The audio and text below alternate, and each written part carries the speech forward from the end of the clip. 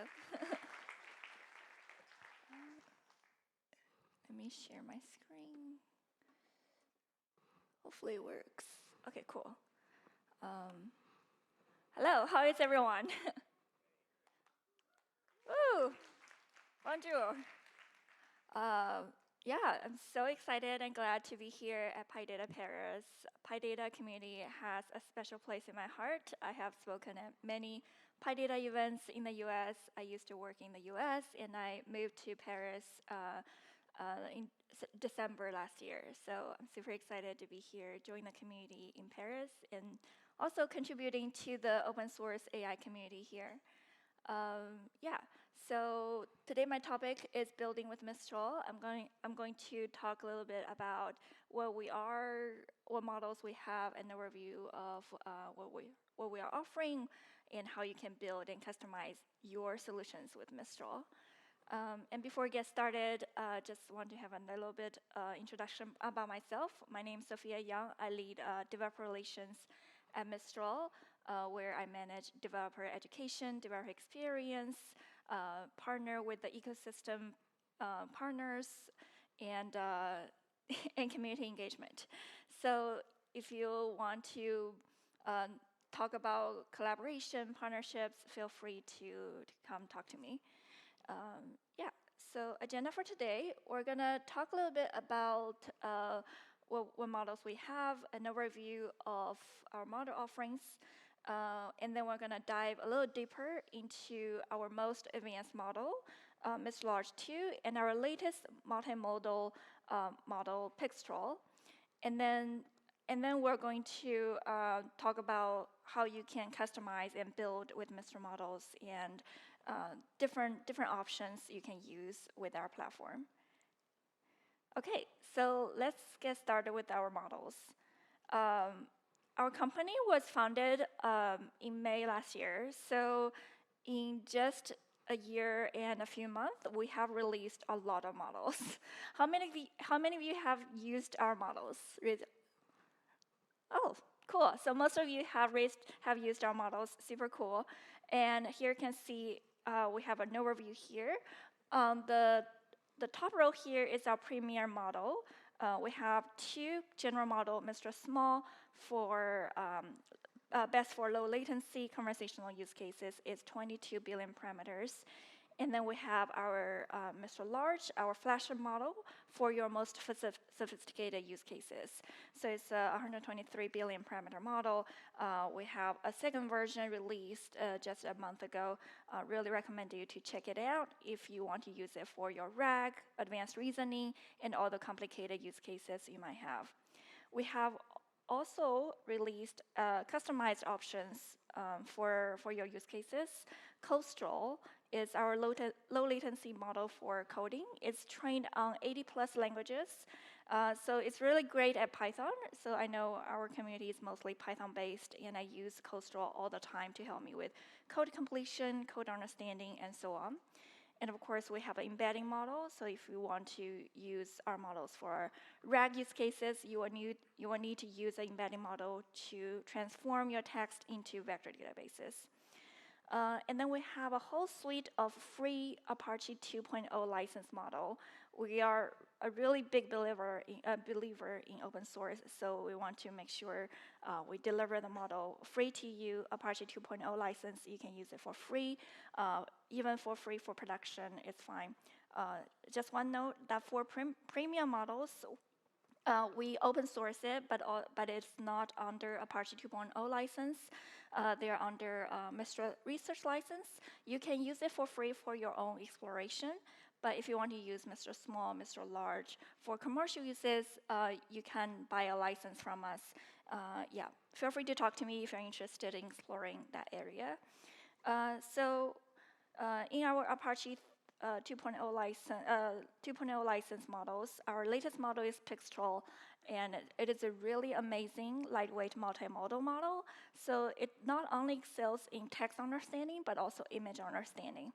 And we're going to show you a little bit of demos in this talk in a bit.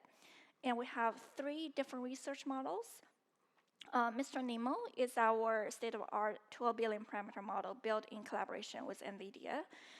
So if you have like simple use cases like write emails, classification, summarization, you can always start with Mr. Nemo. It's a really strong small model. It will also have Costra Mamba, which is built on the Mamba 2 architecture. The great things about Mamba is that you can extend your in-context retrieval capability up to 256 tokens. So it has a really long context length, great for a lot of use cases if you need to feed in a lot of code to the model. And then finally, we have Mistral, which is our research model dedicated to math and STEM subjects. So if you have math questions, ask Mistral. But of course, all the other generalized models like Mr. Large is also great at coding, great at math. So if you want to if you want a more specialized model, you can use Mistral, Costra Mamba, Costra. But if you want a more generalized model, we recommend you to use Mr. Small and Mr. Large. And then finally, we have 3 legacy models, Mr. 7, 7B, AX7B, and AX22B. I know our community loves those models, but we no longer update them. Feel free to continue to use them, but we recommend if you are a big fan of Mr. 7B, maybe it's time for you to think about switching to Mr. Nemo or Mr. Small. And if you are a big fan of AX22B, you can probably consider to use Mr. Large. Okay, so that's an overview of our models. I want to talk a little more about Mr. Large, which is our most powerful model. It is 123 billion parameters. I know it's a huge number. It's a huge size, but compared to other competitive models, it's actually not that big. It fits on a single H100 node. So if you want to run inference on our model, it's very convenient. You only need one single H100. And it supports multilingual. So yeah, of course, we're a French company. We believe in the capabilities of support different languages, including European languages, and also I'm very happy about its Asian language capabilities. I have tested it. It works really well. It has a very strong coding and reasoning capabilities with advanced function calling. It is open weights for non-commercial usage. Regarding performance, so here is an artificial analysis quality index. Measures the average quality of our model across different dimensions. This is a third-party evaluation toolbox. As you can see here, our model ranks really high here, even though our model only has 123 billion parameters, which is a lot smaller than Llama 3 405 billion parameter model, and also probably the other closed source model that we don't know how many parameters they have, but our model performs really, really strong. And regarding coding and reasoning, again, here you can see, because our model is trained on 80 plus programming languages, it is performed really well. We released the second version of Mr. Large in July, which outperformed in all the benchmark compared to our first version of the Large 1, which we released in February this year. And for code generation, here's another third-party evaluation website called Skill AI.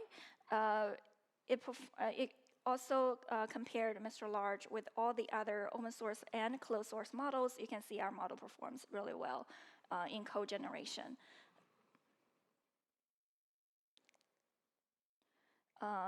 And also, it's really strong in multilingual because we know like only 20% of people in the world speak English. So if you have French use cases, our model is really strong. If you have Chinese, Spanish, and many other use cases, feel free to use our model and test it out. Okay, so that's Mr. Large.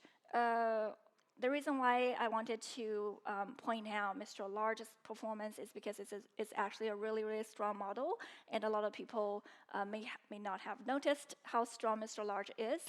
And we have seen a lot of successful use cases in enterprises using Mr. Large, either on-prem or using through our API. So highly recommend Mr. Large for you. And this is probably my favorite model so far, Pixtral 12B. It's our first ever multimodal model. So before we released Pixtral, everyone in the community has been asking, when are you going to release your multimodal model? Because just picture understanding is such a huge use case for the community. So yeah, Pixtral 12B, it provides you the ability to understand images and text with one single model. It can support images with arbitrary sizes, which is unheard of and amazing. It has a very long context window, 128K context window. And as I have mentioned, it is open weight with Apache 2.0 license. So everyone can use it for free. Two special things about the Pixtral architecture, because we have trained the Pixtral model from scratch. It's with the two different things in mind. One is it natively supports arbitrary image sizes. Second is it is designed to support an arbitrary number of images. So this is very different from the previous vision models, where your vision model is trained specifically on a fixed size of image and can only support up to a fixed number of images. And because we trained our model from ground up, with our special architecture, it can actually support arbitrary numbers of images and different image sizes, and it is really fast. So looking at the performance to the left here, you can see that Pixtral 12B compared to other open source models with similar model sizes, it really outperforms all the other models, multimodal knowledge and reasoning. You can see our model is in the orange here. And also, when we look at the multimodal Q&A tasks in charts, documents, and natural things, it is also outperforming all the other models. And then one thing to note is that the other open source models are often optimized for image understanding, not really optimized for text understanding. So our model is also really great at instruction following, text understanding in text scenarios. So if you want to use Pixtral 12B for your general chat use cases with your text, it is also a great solution. And then here's another view where we can see that Pixtral really performs really well on multimodal benchmarks, instruction following, and also the text benchmarks. And then it also performs really well compared to closed source models, and even outperform models that's way larger than a 12 billion parameter model. Yeah, just keep in mind that Pixtral is really small, 12 billion parameter model, and it can also perform so well in image understanding and text understanding. Yeah, so what can we use Pixtral for? There are so many different use cases of Pixtral. For example, image captioning, OCR, data extraction and processing, analysis of complex images, personal assistance, and so on. If you want to get started, you can use Pixtral English Chat, which is chat.mistral.ai. It is completely free. I'm going to show you a demo. Hopefully it works if the internet helps. Okay, so here is, if you go to chat.mistral.ai, you can choose any one of our 4 models here. We have Mr. Large 2, Costra, Mr. Nemo, and Pixtral, where we can chat with images. And let's see, let's just open up a receipts. And if we want to extract information from the receipt, let's see if it works. Okay, cool. So here, as you can see, the total price is 68. Yeah, so looks so far so good. Yeah, 10 to 10. So basically, we uploaded these receipts to the shed, and we ask the model to return the information from the receipts as a JSON object, and it was able to do that really easily. And just want to show you some other examples. Compare these two images. So with Mistral, as I have mentioned, it can process multiple images. So if we want to compare different images, we can just upload the images and ask Lashed to compare the images. Looks like it's pretty correct, right? So here's the first image, and we have the second image. And the model was able to tell us this is the Eiffel Tower, and the first image is seen from a large stadium, and the second image is from a park or green area. Okay, the weather is cold and snowy, so it's pretty accurate.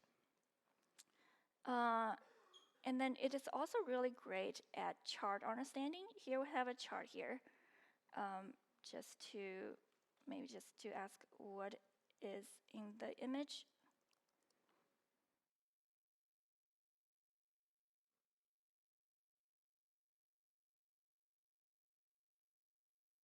Okay, great. So it was able to give us all the numbers from the chat with additional information, and also have a highlight of the theme of the chart.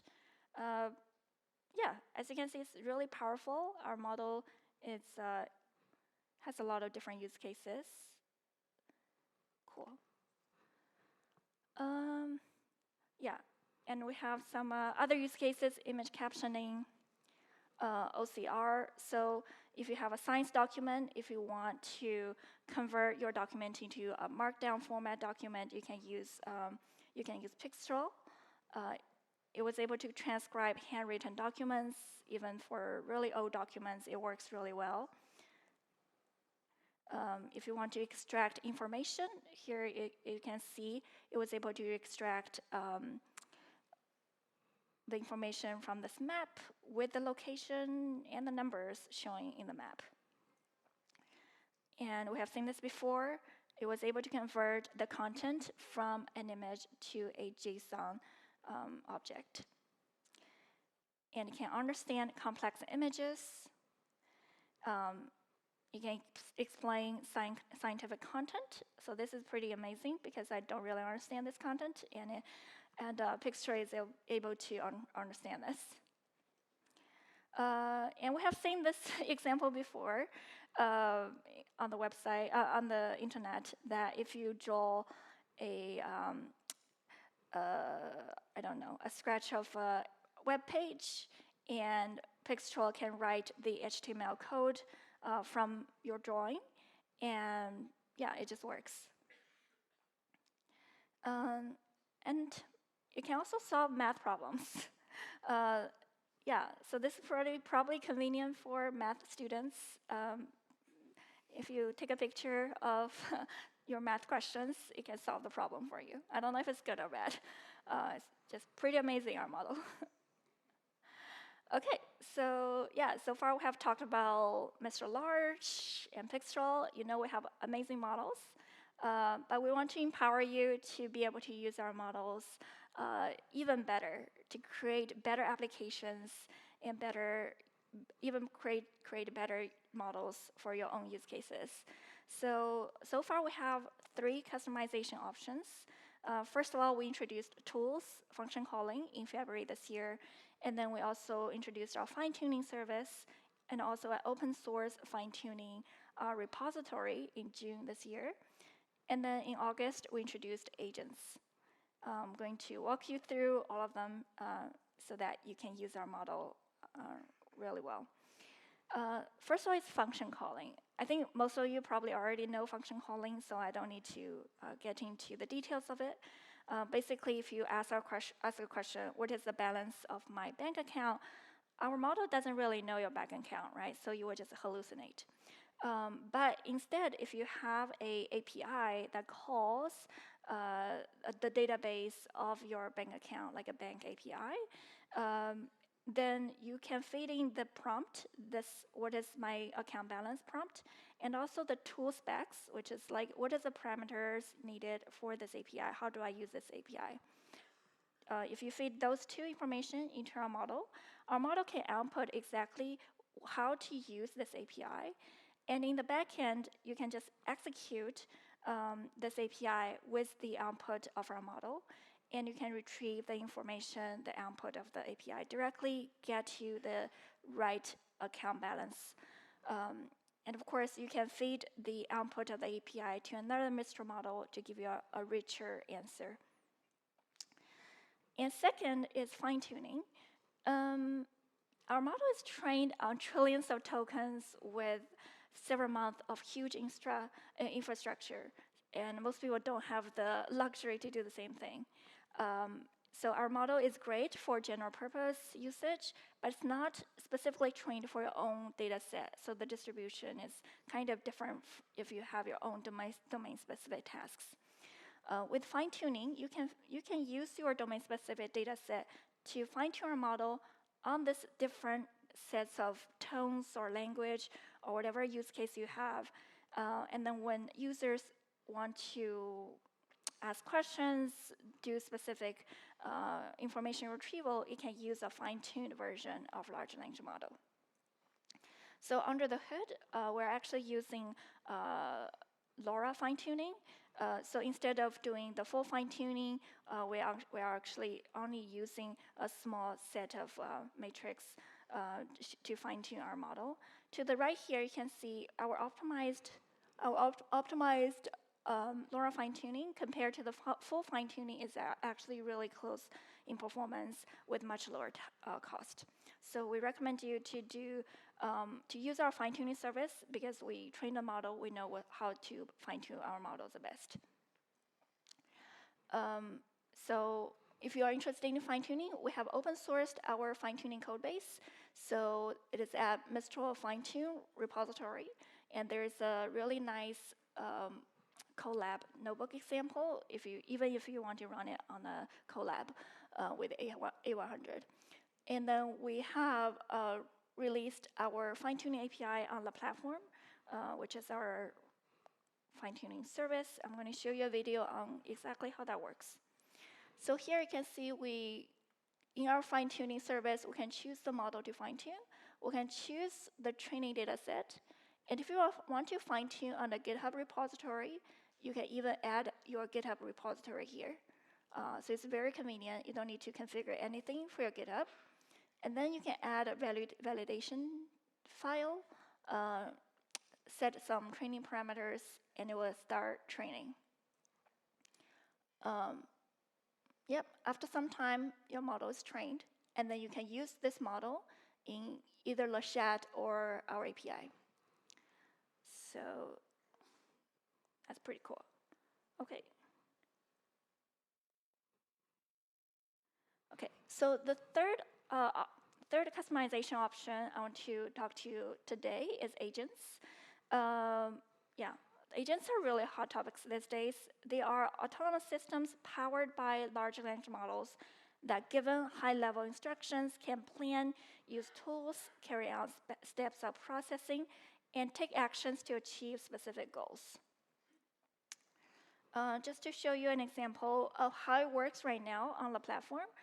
Note, this is only a beta testing phase of agents right now. We're going to roll out a lot more features for our agents. So on the platform, you can create an agent, choose your model, different settings. You can give an instruction to your agent. For example, you're a research analyst doing something. And then in the demonstration part, you can have some future learning, some examples to show how exactly this works.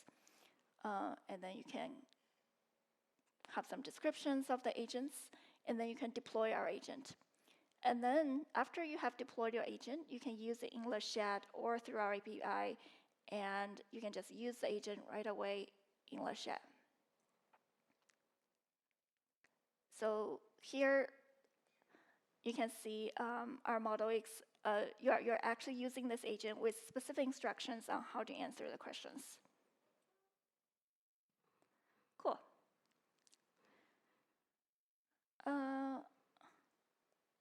Okay. Okay, so that's all great. So now the question is, so what? You can create agent to tell model what to do. But right now, it's not connected to tools. It's not doing anything for us.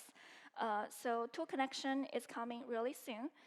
But in the meantime, we have some great example notebooks for you to follow along to see how exactly can you set up an agent workflow that might work more like an application instead of a single thing. Here's a very simple Python agent workflow where we have a Python agent that can generate Python code and test cases. So this is very simple to do. Basically, in the agent, you just tell the agent, you are a Python agent. Your job is to generate Python code based on instructions and also generate 1 or 2 test cases. And then when user asks a question, like for example, how to sort a list, like a simple Python question. And this Python agent is able to generate the Python code based on the user query and some test case. And now we have the Python code and the test case. We can feed this output from the agent to a code validation workflow, or it could be a dictionary, it could be a function, it could be a class, or however you define. In this code validation section, it can extract, execute, and validate our code. And of course, you can do a while loop to retry if it fails. And you can add more complicated logic in this loop here. And once the code is validated, we can output a valid Python code. So this is a very simple workflow for inspirations. Another workflow also here available in this notebook is that what if we have multiple agents? We want them to work together. So for example, we want to use our model to create a data analytical multi-agent workflow to ask the model to produce a summary report of a data set. Right, when a user gives our agent a data set, our data analysis planning agent was able to write an analysis plan and outline steps required for analysis. And then we have the Python agent workflow, which is the workflow I just talked about. It's able to generate Python code, execute the generated code, and perform the analysis in each step that's outlined from the planning agent. And then the next step is we send the analysis results to the summarization agent, and this agent can write in report, and then finally we get the output we desire. So yeah, again, it's a very simple multi-agent workflow. If you take a look at the notebook, it's just a few lines of code for your inspiration. And of course, we have a agentic RAG example in our cookbook. This is contributed by LangChain. So in this scenario, we have a routing agent where when user asks a question, it routes the question to either we do a RAG workflow or we just do a web search if the question is irrelevant to our documents. So if it is relevant, we go through the RAG pipeline where we retrieve certain documents. We grade the documents that we retrieved in terms of whether it is irrelevant or not. If it is irrelevant, we do a web search. If it is relevant, we generate the answer. But then how do we know the answer is good, right? So we have a hallucination agent that will check whether the answer is hallucinated. If it's not, and then we further check, does the answer actually answers the question? If it does, it will finally generate a correct answer for you. Yeah, so this is a very cool agentic workflow you can see in our cookbook. Yeah, so that's it for 3 different customization options. I hope you give it a try to see if you have any feedback and good use cases. And we always welcome community contributions to our cookbook. If you have great examples, we would love to showcase your use case in our next presentation. So we have a lot of links here. If you want to join our community, again, here's our GitHub. We have a cookbook repo there. As I mentioned, we have a Mistral Discord channel where we host regular office hours every month. And we have our Twitter account, and we're always hiring. We're actually hiring DevRel engineers right now, which is in the DevRel function that I'm passionate about. If you have recommendations, please let me know. And finally, we are hosting 2 hackathons next weekend and the weekend after. One in London. So this one is in London. This is the next weekend. And also this one is in Paris, actually in our office. So if you're interested, please join us. Merci beaucoup. Thank you so much. Any?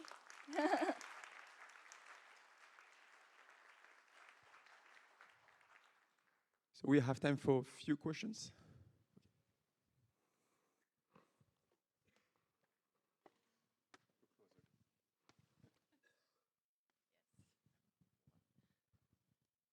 Hi, thanks so much for the talk.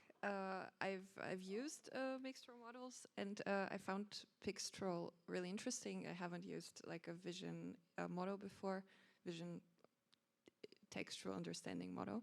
So my question is, how does it deal with like PDF layout? Can it extract it the way that you could do with OCR? That's a great question. So right now on the chat, it doesn't support PDF. But if you take a screenshot of the content, it will extract information. However, PDF parser is coming, so it's a feature that will come soon. Okay, thanks.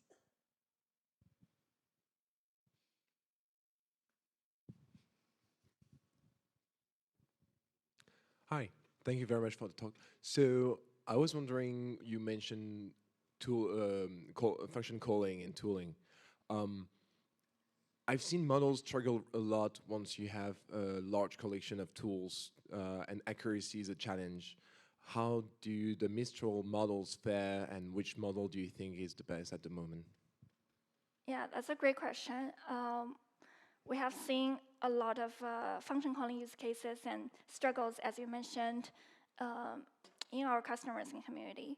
So one thing we recommend is to do fine tuning with function calling, especially if you have like hundreds of functions. It might just be better if you fine tune the model on all your functions. And also sometimes your functions have different formats than the formats we provided in the get-go. So yeah, fine-tuning is a really good choice. Also, we really recommend people to use our advanced model, Mr. Large 2, for complicated cases like this.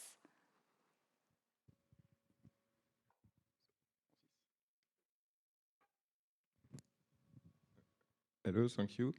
I have one question and one bonus question. The question is, we have seen the arena leaderboard with all the models.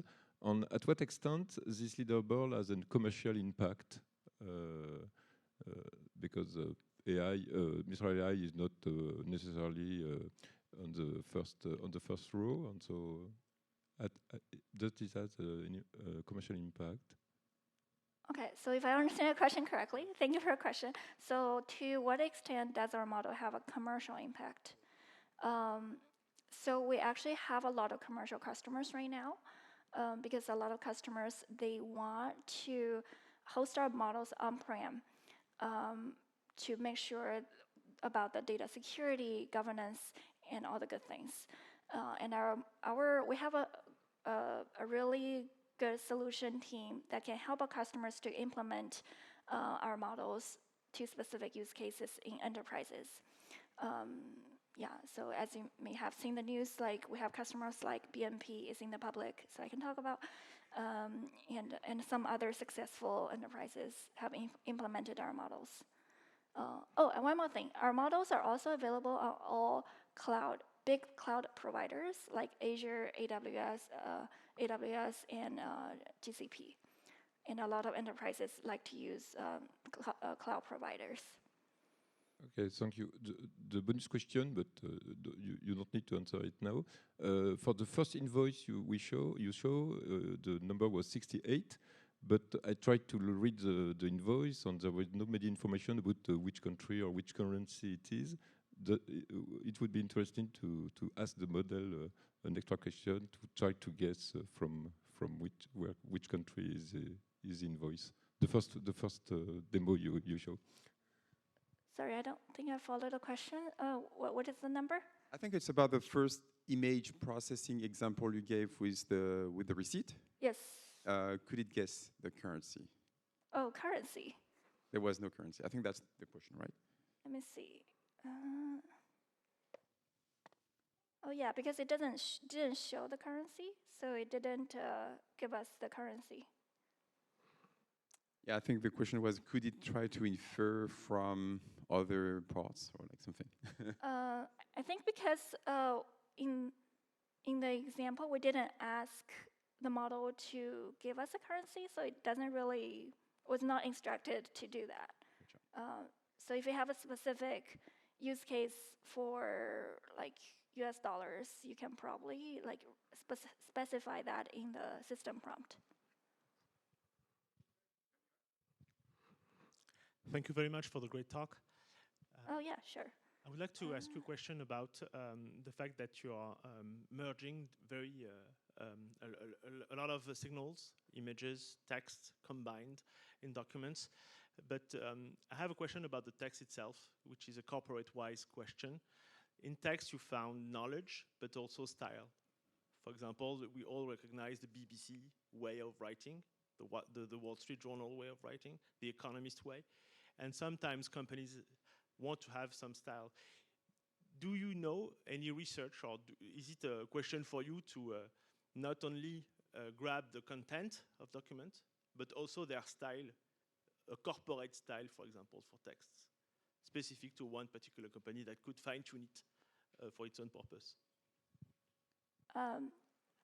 Sorry, I couldn't hear clearly. Could you repeat? I'm sorry, I'm sorry for that. I will speak louder. Is it okay for you? Yeah, No? better. Okay. So I was talking about the style contained in the text.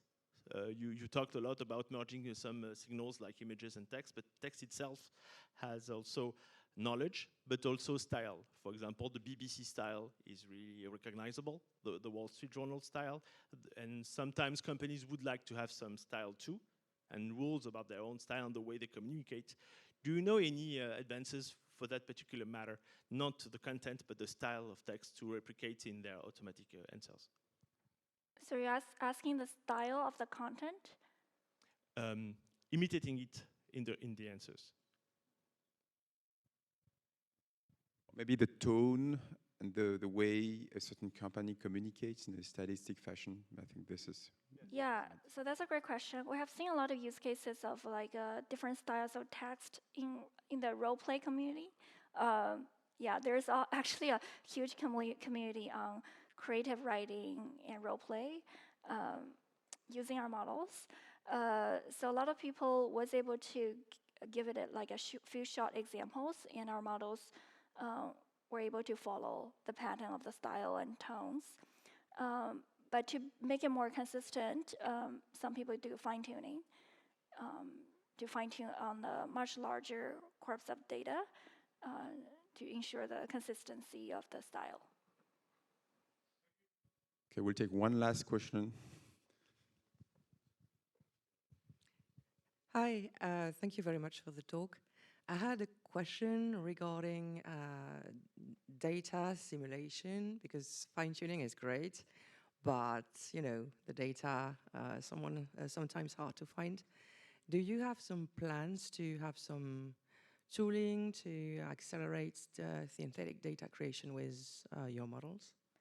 That's a great question, and I have heard that feedback before. Yeah, so data generation is a huge use case. When we do fine tuning, we often generate our data to make sure we have a larger data set. So right now it's not on the it's not something we're going to release anytime soon, but it's in the mind, in our back mind. In the meantime, if you go to our cookbook, we have a set of cookbook dedicated to synthetic data generation. You might find it useful. Thank you, Sophia. Everyone, please give her another round of applause. Thank you so much.